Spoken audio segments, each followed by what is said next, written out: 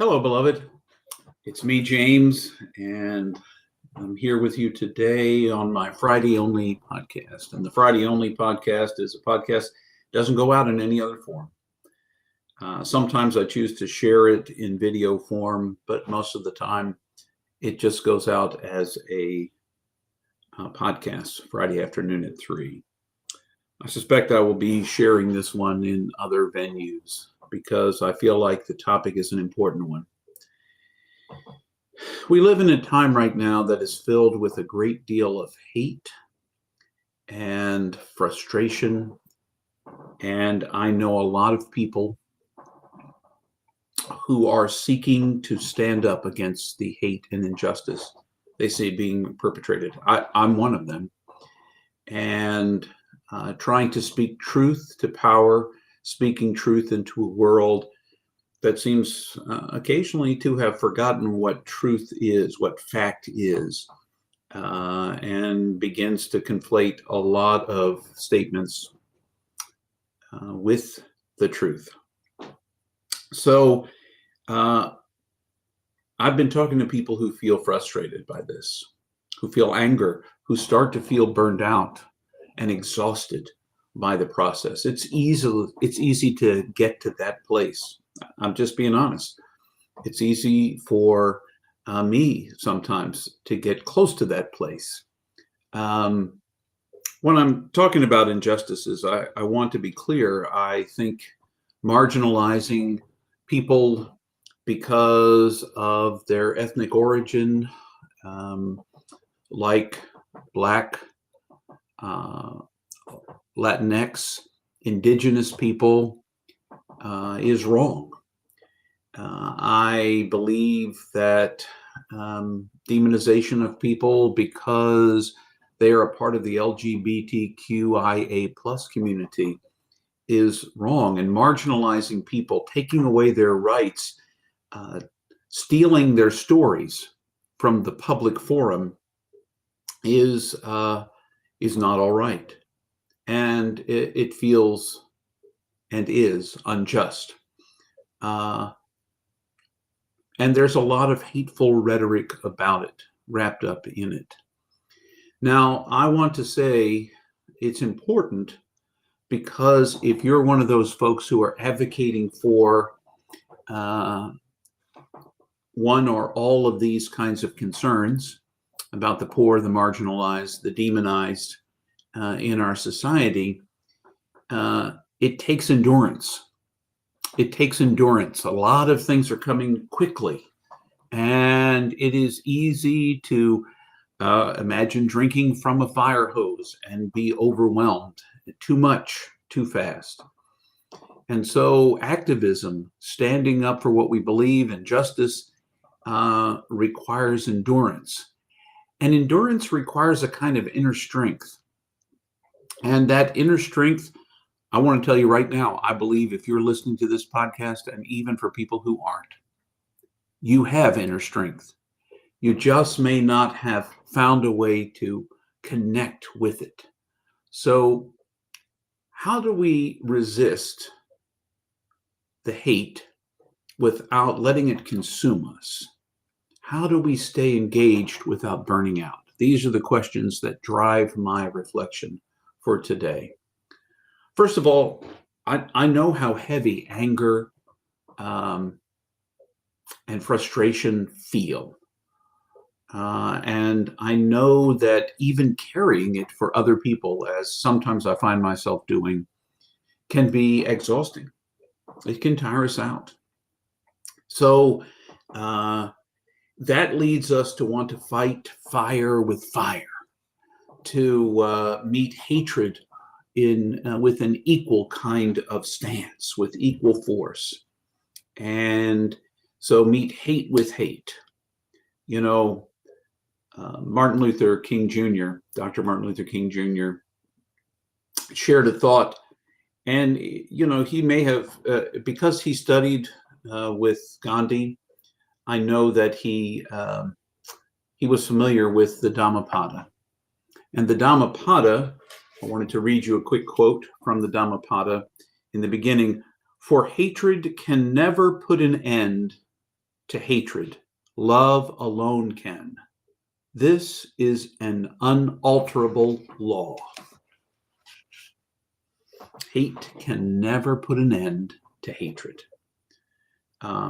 So if you're advocating for love, if you're advocating for inclusion, if you're advocating for not marginalizing people, doing so from the same place, the same hatred, the same denigration as others are, will never drive that injustice out.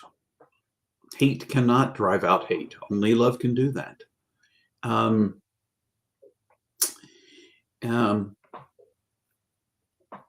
It's going to be hard work, and it's going to require a long-term vision.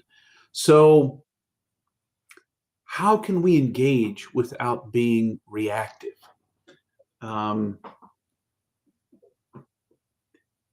If we're not careful, the very anger we feel, which motivated us in the beginning, begins to shape us into a person we don't want to become.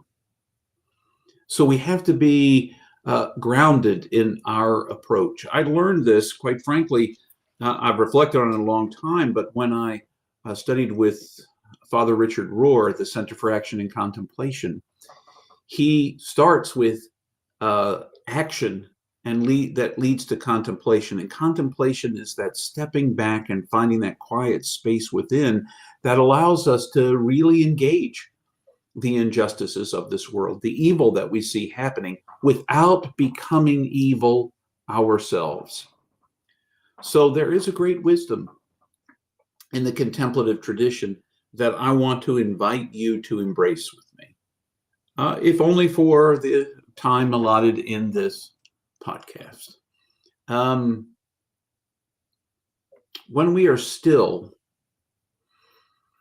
for a few moments every day, maybe even more than a few moments every day, that stillness can allow us to clear out the space within, to let go of the things that are making us angry, so that instead of working from that place of anger, we see what's making us angry, see what the issues are, let them go, and choose to engage from a place of love. It's chaos. The world right now feels a little chaotic. And in the midst of that, it's the image I see is being in the midst of a heavy windstorm and a tree with deep roots that help to keep it centered, grounded where it is. It bends with the wind. It learns how far it can bend, but doesn't blow over when its roots are deep. And I think to some extent, that's what we need when we are pushing against forces that are unjust, that do dehumanize and steal the personhood of others, or seek to steal it anyway. We need to have those kinds of roots that bring us back. If you're a person of faith, that might be a life of quiet prayer. It might look like something else to someone who is not a person of faith. It might look like a quiet meditation, perhaps a mantra that we speak to ourselves. Only love. Only love. You know, it could be something along those lines when we feel the anger rising up in us. I want to repeat something I said a little earlier, and that is contemplation does not mean inaction. It means acting from a place of greater wholeness and not from a place of reactivity. When I read social media, I want to react. I often want to react. And I do occasionally lose track and react. And when I do that, what ends up happening is I sometimes say things I probably am not proud of saying. And as I teach in a relationship class that I teach, you can't unsay the things we have said. You can ask for forgiveness, but what's said is said. So we choose carefully and wisely how we will respond and what we will say to the injustices we see, to the challenges that exist.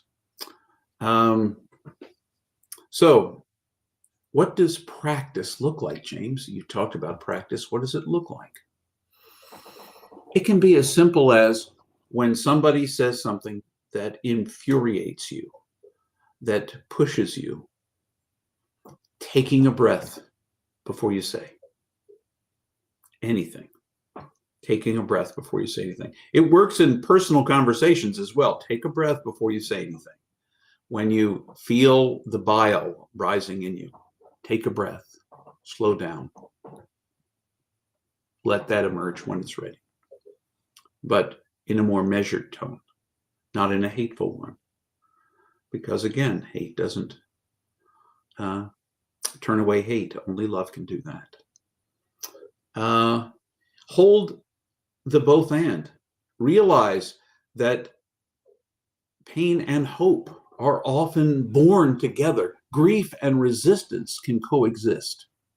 You feel the pain and you can respond, resist, act on behalf of those who cannot or are not able for one reason or another to act for themselves. Set boundaries. Decide when you're going to disengage from a toxic conversation or toxic media, whether it be the news or anything else.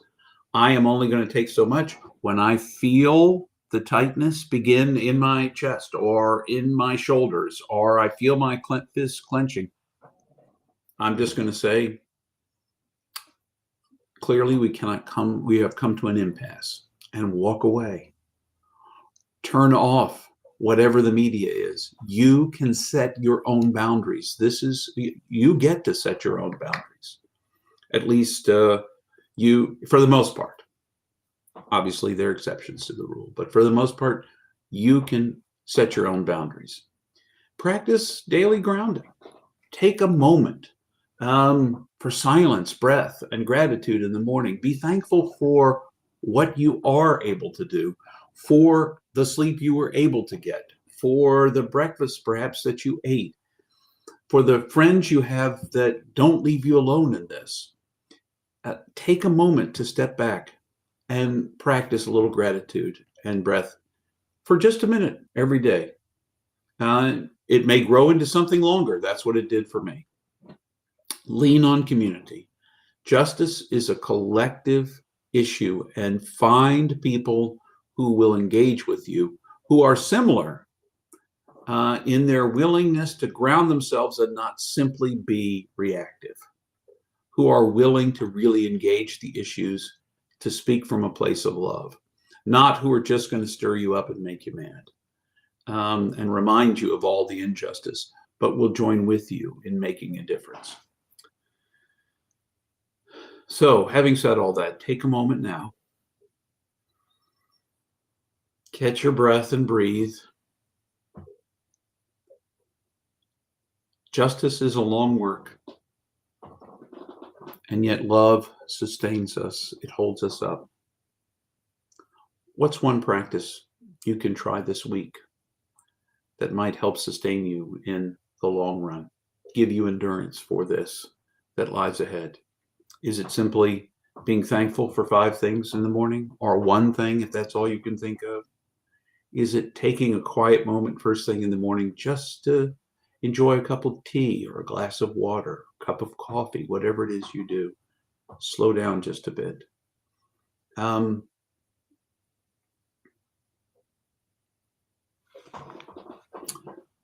Resisting injustice does not mean becoming what we resist. It means instead to remain the person that we are, to act from a place of love. Remember, you are infinitely precious and unconditionally loved for the gift you already are. Remember that hate cannot drive out hate. Only love can do that. That's an immutable, unalterable law. So love boldly. Set boundaries, step back, catch your breath. This is an endurance work, not a sprint. Until the next time, I wish you all the very best, my friends.